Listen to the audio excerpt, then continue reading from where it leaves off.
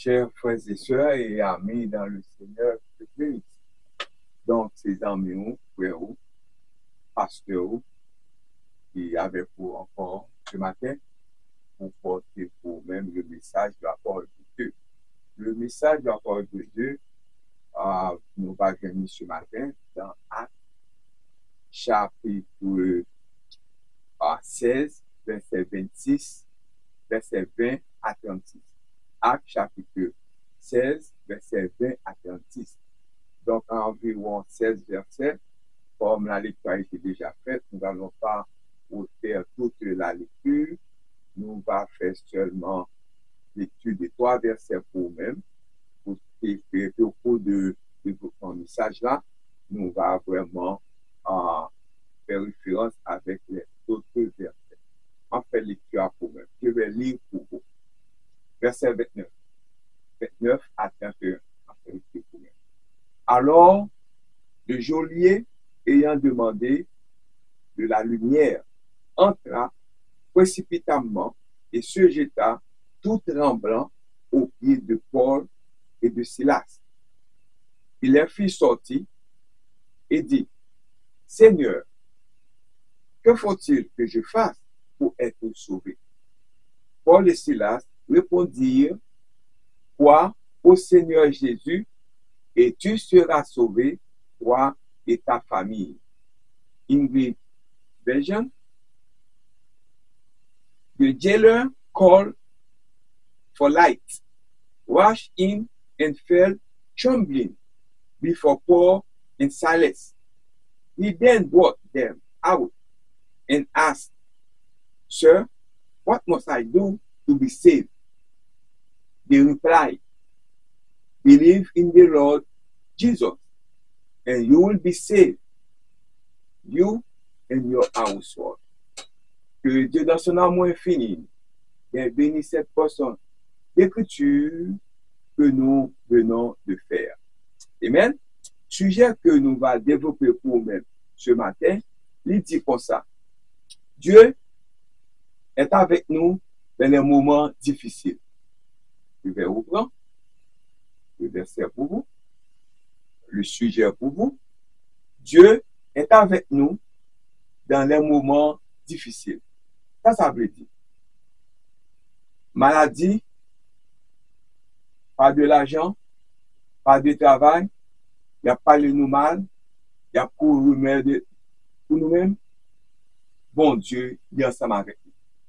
Quelle que soit la difficulté ou à faire face là, bon Dieu est avec vous, il est toujours avec vous, il est avec vous aujourd'hui, il est avec vous hier, il est avec vous aujourd'hui, il est avec vous demain.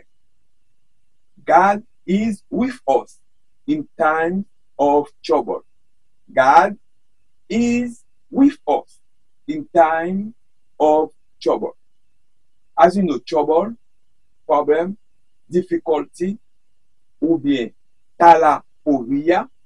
Ce mot talaporia est le mot grec qui signifie l'état ou la condition d'être difficile.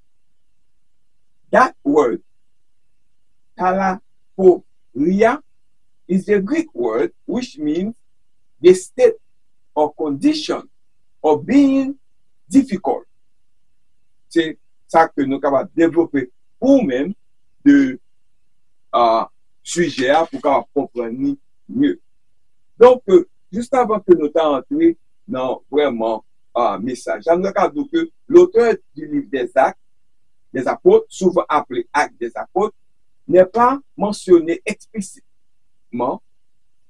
Actes chapitre 1, verset 1 à 3 et Luc chapitre 1, verset 1 à 4 attestent tous deux de la paternité de Luc et des Actes des apôtres. Luc était un ami proche de l'apôtre Paul et la légende raconte que Luc a écrit les livres des Actes et de Luc. Donc, date de rédaction, le livre des Actes a très probablement été composé entre l'an 61 et l'an 64 après Jésus-Christ. Objectif de la rédaction de ce livre, le livre des Actes a été écrit dans le but de donner une histoire de l'Église primitive, l'accomplissement de la grande commission est l'objectif principal du livre. Donc, c'est ça que nous sommes capables de lire ça. Nous sommes capables de l'un des versets clés du livre des Actes des Apôtres, l'un des versets. C'est Actes chapitre 1er, verset 8, qui dit que « Mais vous recevrez une puissance, le Saint-Esprit survenant sur vous, et vous serez mes témoins à Jérusalem, dans toute la Judée, dans la Samarie, jusqu'aux extrémités de la terre. » The author of the book of Acts, often known as Acts of the Apostle, is not stated explicitly. Both attest to the authorship of Luke and Acts. Luke was a close friend of the Apostle Paul, and tradition and has it that Luke wrote the book of Acts and Luke. Then nous capables de dire également that of writing, the book of Acts was most likely composed in the years AD 61 and 64. Goal of writing, the book of Acts was written with the intention of giving a story of the early church. The Great Commission fulfillment is the book's main focus. One of the key verses in the book of Acts, Acts chapter 1, verset 8, but you will receive power when the Holy Spirit comes on you, and you will be my witnesses in Jerusalem and in all Judea and Samaria and to the end of the earth. Donc, comme vous savez, aujourd'hui, le 6e dimanche de Pâques, ça veut dire que c'est 6e dimanche depuis Pâques qui est passé.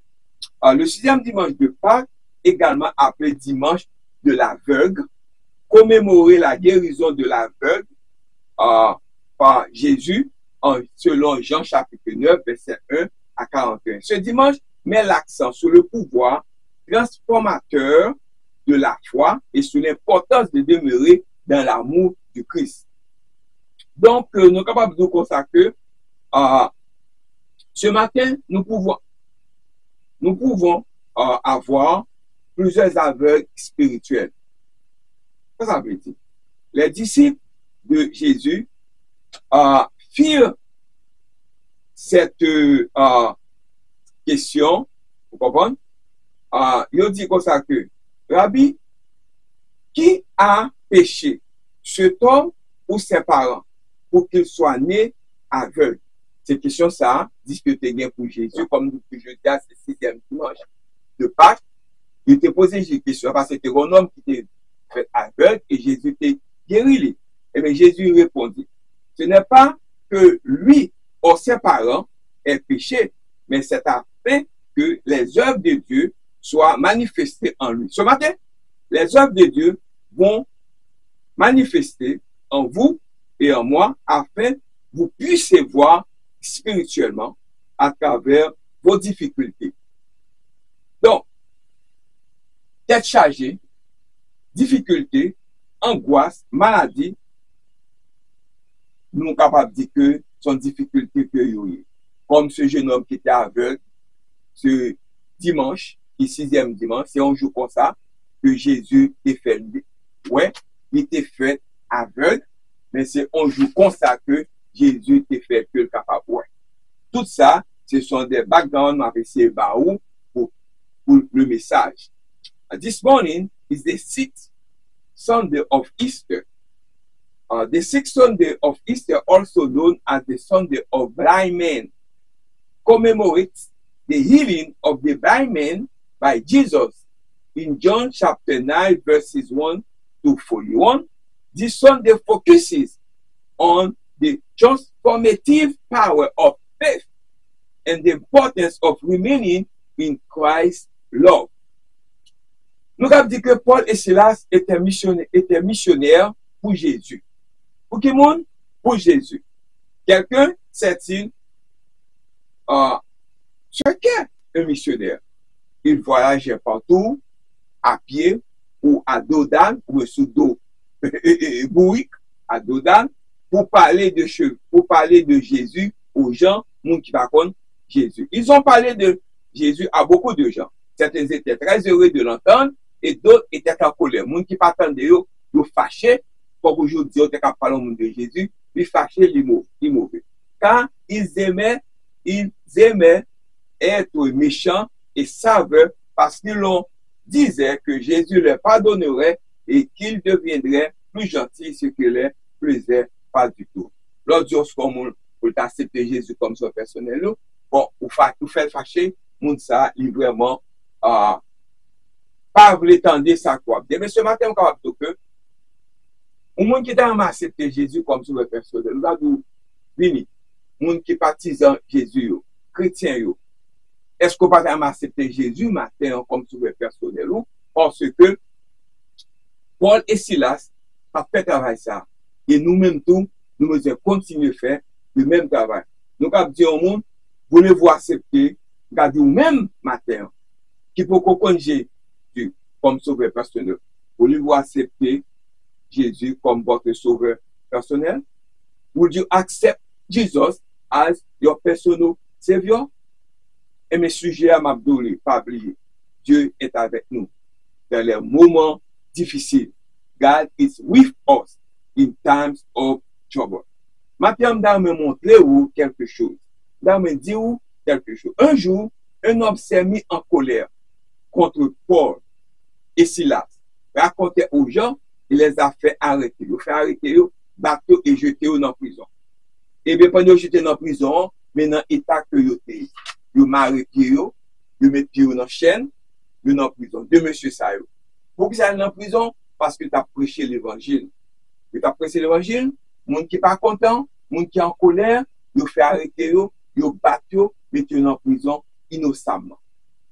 Donc, nous connaissons que le risque qui est capable de poser avec les gens qui vraiment peut prêcher l'évangile. Mais vous êtes capable, vous besoin de faire ça quand même. On dit aujourd'hui que si c'est méchant, en parlant de Paul et Silas, il est méchant, s'échapper. Il serait tué, il a tué.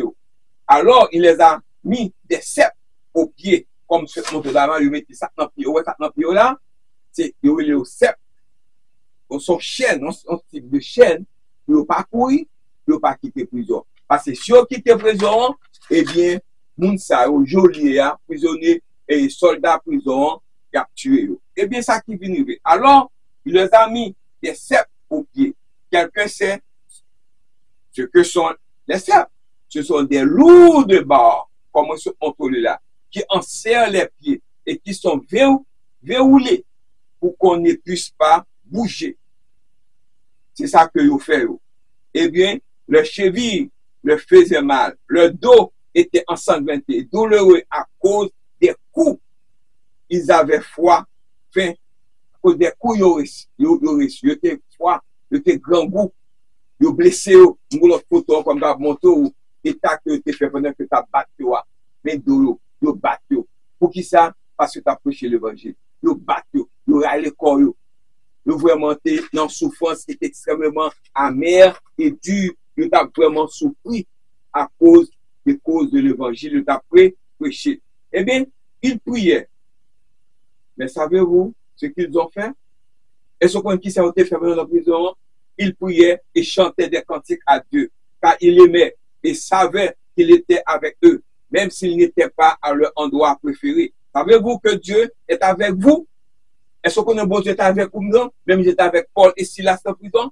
Même lorsque vous êtes triste ou effrayé, connaît que bon Dieu a vous. Lorsqu'on n'a pas l'argent, connaît bon Dieu a vous. Lorsqu'on a en difficulté, connaît bon Dieu a vous. Et même moyen que bon Dieu était avec Paul et Silas en prison, là pas avec couteau. Lorsque le bagage est difficile pour vous-même, vous avez besoin de continuer à prier, vous avez besoin d'être fidèle, vous avez besoin de rester ensemble avec lui. Tous les prisonniers entendent dire Paul et Silas chanter et louer Dieu. Et le geôlier, soldat prisonnier, le geôlier s'endormit. Soudain, un tremblement de terre vraiment violent se produisit. Le chêne tombait et le pied fut libéré et les portes de prison s'ouvrirent. Le geôlier se réveilla pendant qu'un pile bruit. Le soldat se réveilla et brandit son épée pour se poigner lorsque Paul et Silas le dirent. Parce que yo dit que si monsieur ça allé, il a tué yo. Et bien ça qui est venu arriver, les tremblements de terre, il n'y a pas de prison à aller, monsieur pas allé, Paul et Silas pas allé, les prisonniers n'ont pas tué tête avant que tu tué tête. Et bien Paul te dit que nous ne sommes pas sans fuir. Ne vous tuez pas. Le geôlier fut surpris et compris qu'ils étaient si gentils que c'était vraiment des hommes de Dieu. Et c'est parce qu'ils connaissaient Jésus qui fait parler. Parce que le c'est mon bon Dieu, on va faire la guerre qui n'est pas bon. Le c'est serviteur de Dieu, on va faire ça qui n'est pas bon. Il n'y a pas courir, il y a réflexion qu'on ne va faire rien qui mal. Eh bien, Jésus changé, Jésus a changé nous. Jésus fait venir, il fait venir l'autre monde. Jésus fait venir l'autre monde. Pour que Jésus capable de faire venir l'autre monde tout. Si même moun yote auparavant, des bandits, des vagabonds, ils ont campé sous pile terre pour correspondre avec Jolie ça puis pas mettre dehors. Pour que nous-mêmes, je dis à moun qui va connaître bon Dieu, ils sont campé sous pile terre, ils levé robe, ils taillé banda. Ils can correspondre à moun. Mais l'homme c'est moun bon Dieu ou pas faire bagage ça. Il demanda, eh bien, comment je pouvais le connaître? Je me dis, comment on a fait connaître pour me connaître Jésus? Ça, Paul ici l'a dit, fut très heureux de lui parler de Jésus. Et le geôlier l'invite à entrer dans son cœur. Puis le geôlier emmena Paul et Silas, la Kaili. Eh bien, pensant leurs blessures et les nourrir. Ils mettaient pensant sur blessures à couler et puis ils va au manger. Paul et Silas parlaient de Jésus à la famille du geôlier et tout fut sauvé. N'est-ce pas une histoire merveilleuse parce que Paul et Silas aimaient Jésus, lui faisait confiance. Le geôlier en tout et toute sa famille vivront aussi pour toujours avec Jésus. Et vous-même, est-ce que vous pouvez faire ça tout avec voisin, avec un disciple de classe, avec mon coworker ou dans le travail, ou faire comme Jésus, ça Jésus est capable de faire pour eux, même quand ils sont en difficulté, ou même tout est là-dedans, pour te délivrer, ou même tu es là-dedans, Jésus délivre moi. Est-ce que vous pouvez faire ça tout? Eh bien, ce matin, je dois vous dire. Lorsque vous aimez Jésus, vous faites travail pour bon Dieu. Vous parlez avec lui, on fait connaître Jésus. Parce que son commandement, selon Matthieu 28, verset 19 à 20, il dit nous, allez, faites de toutes les nations des disciples, les baptisant au nom du Père, du Fils et du Saint-Esprit, et les enseignez-leur, et les baptisant au nom du Père, du Fils et du Saint-Esprit, et enseignez-leur à observer tout ce que je vous ai prescrit. Et voici, je suis avec vous tous les jours jusqu'à la fin du monde. Lorsqu'on remet Jésus, vous faites ça que Jésus mande pour faire. Il mande pour prêcher parole là. Allez et faites des disciples. Et ce matin, je vous encourage à vraiment rester dans Jésus, enlever toutes difficultés et prêcher la parole de Dieu également. Vous pouvez prêcher la parole là n'importe côté et partager n'importe côté. Parce que Jésus même livré pour tout le monde qui va prendre la parole ce matin. Paul m'a bas au matin, nous devons faire de même également. Première partie que je vais partager pour le matin, c'est que au milieu de l'adversité, Dieu est avec nous. Quand vous mettez pour au milieu de l'adversité, Dieu est avec nous. Eh bien, au cœur de l'adversité, Dieu est avec nous. In the midst of adversity, God is with us. Chacun de nous sera confronté à une forme d'adversité, à un problème quelconque, parce que nous sommes dans. Depuis c'est l'homme sur la terre, on fait face avec problème. Mais comment on dit avec problème? Donc, ces chrétiens, on dit avec nous de façon honnête et mieux, et bon Dieu protéger. Notre monde déchu était rempli de péchés et de ses conséquences. Nous en ferons tous l'expérience. L'adversité est une condition de souffrance et de difficultés. Eh bien, nous sommes capables de que l'impliquant angoisse, pression, épreuve, chagrin, déception, pas gain l'argent, tête chargée, si on a un problème, tête chargée. Si nous le pouvions, nous éviterons probablement tout ce qu'il fait souffrir, mais nous passerons alors à côté de certaines des plus belles bénédictions de la vie. Si nous sommes capables, nous devons éviter de chercher les hommes. Malheureusement, nous sommes des humains. Nous ferons face à des difficultés qu'on voulait, qu'on pas voulait, mais comme on dit ensemble avec eux. Les Écritures regorgent d'exemples de personnes qui ont affronté l'adversité, qui au bout du compte ont découvert comment Dieu agit à travers leur situation pour apporter le bien. toutes ces personnes ont pu témoigner que leur souffrance valait le résultat final de tes victoires. Par exemple, premièrement, nous gagnons Moïse était un fugitif. Il était un fugitif dans le désert afin que, avant que Dieu fait l'appel pour conduire les enfants d'Israël hors d'Égypte. Qui était chargé, Moïse s'est trouvé avant de faire appel à lui-même. Moïse a fait face avec l'adversité, avec problème. Moïse était recherché par la police égyptienne parce qu'on est Moïse était en trouble avec un Égyptien, il était tué. Moïse était recherché par la police égyptienne pour arrêter lui. Son adversité qui était difficile pour lui-même. Moïse was wanted. Yes, Moïse was wanted. Les hommes, il y a barré pour, je dis, les hommes ont barré ou pas concrétiser rêve, c'est en difficulté. Les hommes ont barré toute fausse rumeur, à noyer personnalité ou, nous le faut connaître pour être ferme, parce que bon Dieu, pas quitter comme ça, là, ensemble avec vous. Nous avons une deuxième personne encore qui était en face de l'adversité pour aider. Nous avons David a passé de nombreuses années à fuir le roi Saül avant de devenir le roi d'Israël, le plus important de l'Ancien Testament, l'un des plus importants de l'Ancien Testament. Nous connaissons Saül, c'était jalousie contre David. Il parle de vous, David est venu roi. Eh bien, bon, David cité ça, David est sorti là-dedans, et il te porté victoire. Je dis à plus mon gars jalousie contre tout. Vous êtes capable, et noirci ou, vous êtes capable, faut tomber, vous noirci ou, vous faites mentir sur vous-même, vous êtes l'un l'autre, vous dites tout ça que vous êtes capable pour tomber, mais vous êtes capable de dire que Dieu est avec vous. Dieu est avec vous dans les moments difficiles, moments sérieux, il ne pas quitter comme ça. Et de last exemple, d'abord Esther. Esther était une juive exilée jusqu'à ce que Dieu l'élève au rang de reine de Perse et l'utilise pour sauver son peuple. Voilà que tu es chargé, tu es pris, mais devenir reine pays. Ouais, lorsque nous l'adversité, tu es fidèle pour prier, pour jeûner, bon Dieu, pas qui tout comme ça, même avec Esther, il t'a élevé Esther, il t'a retiré de l'adversité. Parce qu'on fait face avec difficulté, et puis c'est l'homme mouillé, ou encore des méchants, autant que Dieu va convertir, et on fait face à ça avec eux. Donc, ce matin, nous sommes capables de dire que, pas oublier, bon Dieu, pas quitter ou comme ça. Il faut comprendre que c'est un grand Dieu, c'est un grand Dieu, c'est le même d'hier, aujourd'hui et demain, il ne va jamais quitter ou, il ne va jamais abandonner ou, en dépit de toutes difficultés, il ne va jamais quitter ou. Donc, ce matin, nous avons dit que, le deuxième point développer pour même, c'est la vision du chrétien. Chrétien suppose une vision. Qui vision chrétien? The vision of Christian. Vision leur dit, selon Jean chapitre 4, versets 34 et 37, 35, m'a fait lecture à vous-même.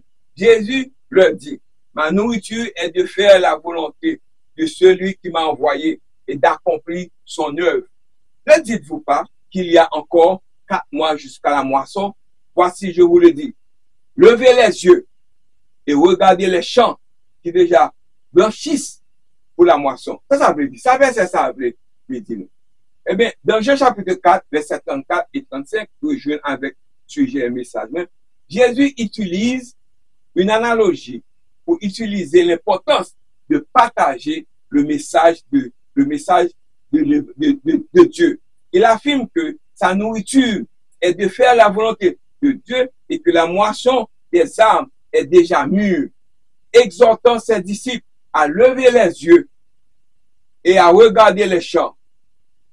Jésus dit à ses disciples que sa nourriture, sa source de force et de nourriture est de faire la volonté de son Père qu'il a envoyé et accompli l'œuvre qui lui a été confiée.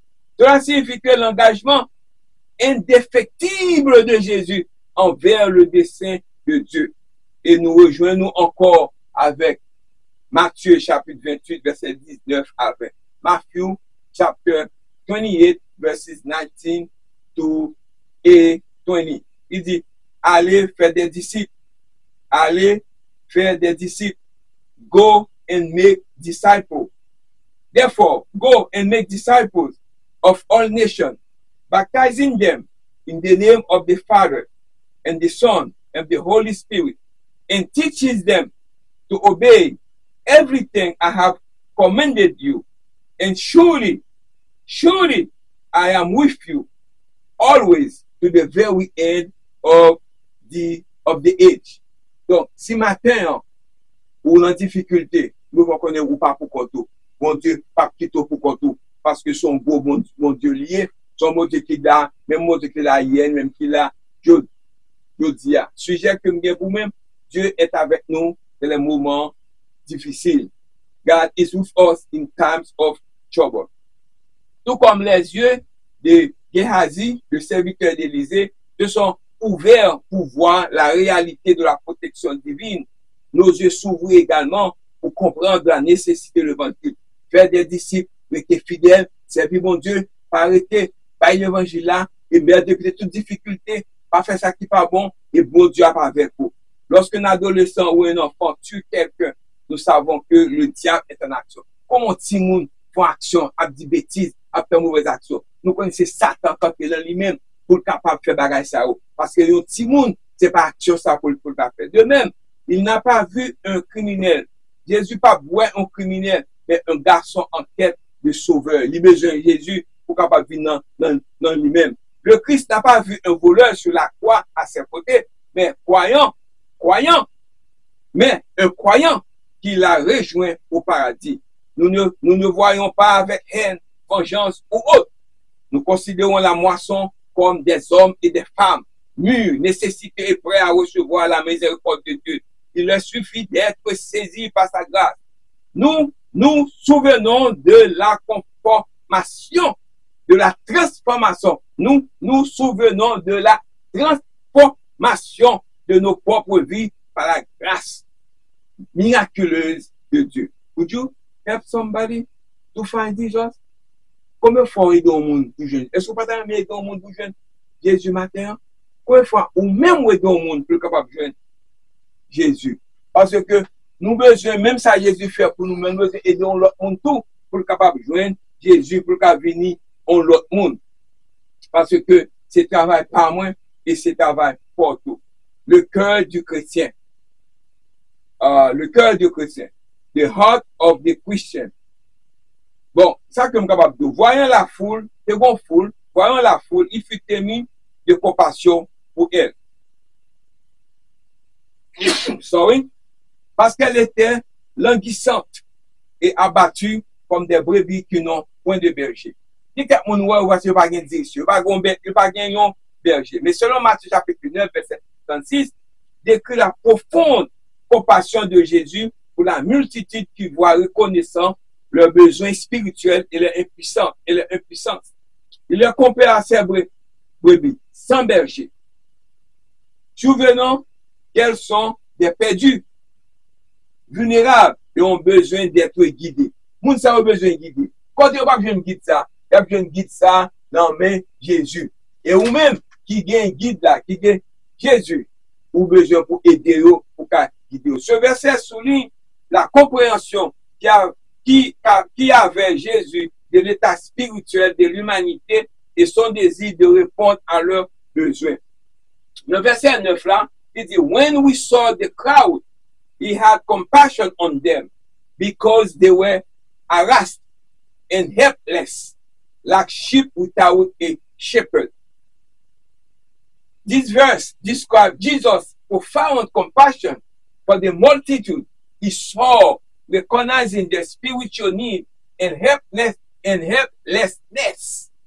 He compared them to sheep without a shepherd, implying they are lost, vulnerable, and in need of guidance. This verse highlights Jesus' understanding and humanity's spiritual state and his desire to address their need. Jésus là pour l'aider nous, pour qu'il fasse nous besoin, pour qu'il fasse nous joindre ça que nous besoin dans difficulté. Et nous faire de même pour les autres personnes également. En substance, Matthieu chapitre 9, verset 36, ça dresse le portrait d'un monde en manque de direction et de protection. Il illustre la profonde solitude de Jésus envers les personnes en difficulté.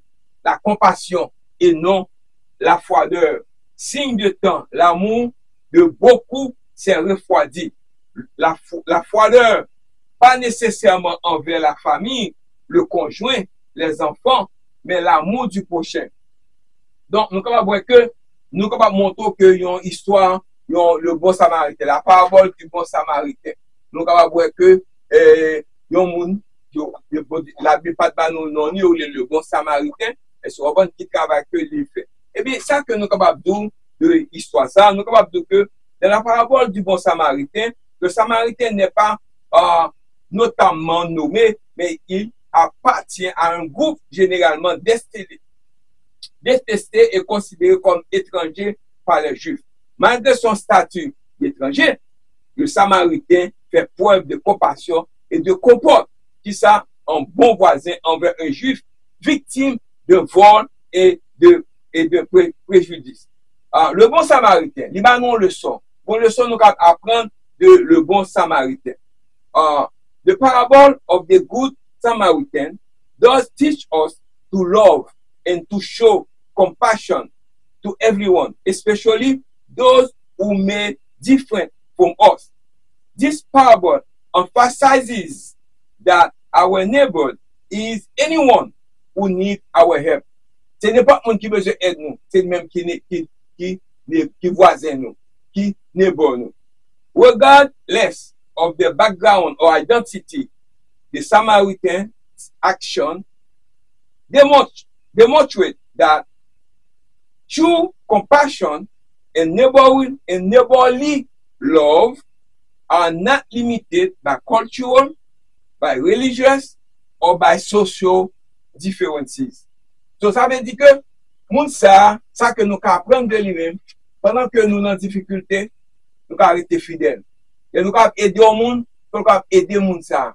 Nous avons gagné le monde sous couleur, sous race, mais quand c'est sage pour porter aide à un monde, spécialement pour bailler l'évangile, pour prêcher mon dans l'évangile, pour faire connaître ça bon Dieu qu'a fait pour lui-même, pour faire connaître que bon Dieu, c'est même bon Dieu, il a bien pouvoir pour faire et de faire.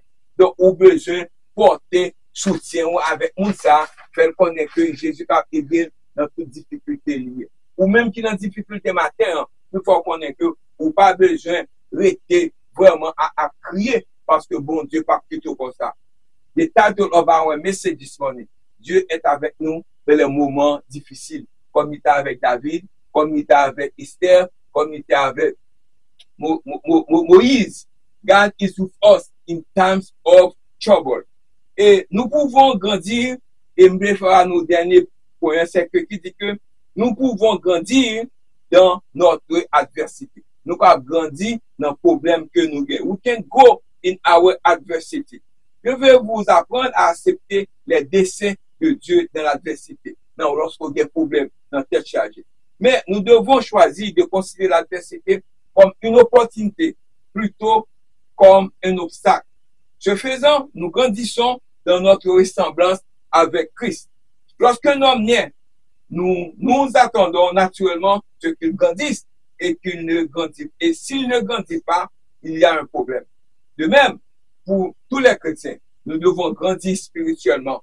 Si nous ne grandissons pas comme chrétiens, il y a un problème. Si vous avez un problème, vous allez chercher comment faire nous pas grandir au point de vue spirituel. Le grandir spirituel, vous pensez différemment, vous faites des choses différentes, vous venez des gens de bien. Ce principe s'applique également à la vie chrétienne. Le salut est le début de notre relation avec Christ. Mais Dieu ne veut pas que nous restions immatures. Mais après être nés de nouveau par la foi en Jésus, nous devrions continuellement grandir dans sa grâce et sa connaissance. Selon 2 Pierre chapitre 3, verset 18.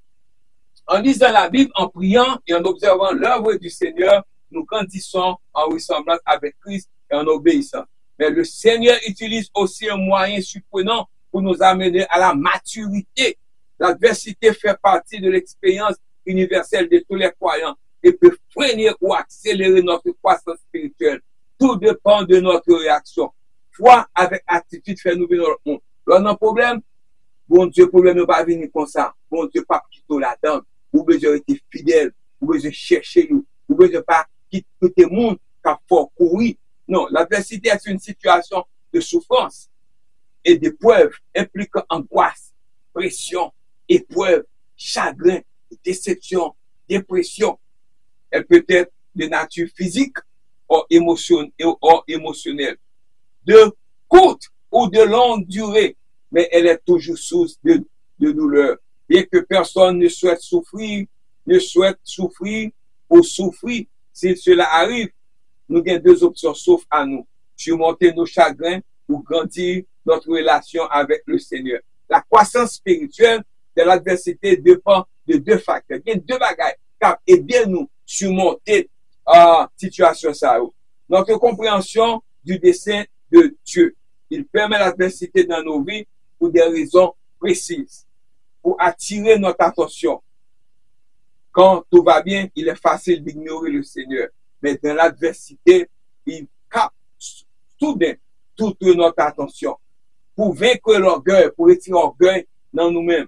Si nous réussissons, nous pourrions être tentés de mépriser ce privilège, ok, et des relations extraordinaires. Mais avec eux est venue une charge dans la chair qui l'empêche de s'élever. C'était le cas de Paul, 2 Corinthiens chapitre 12, versets 7 à 10.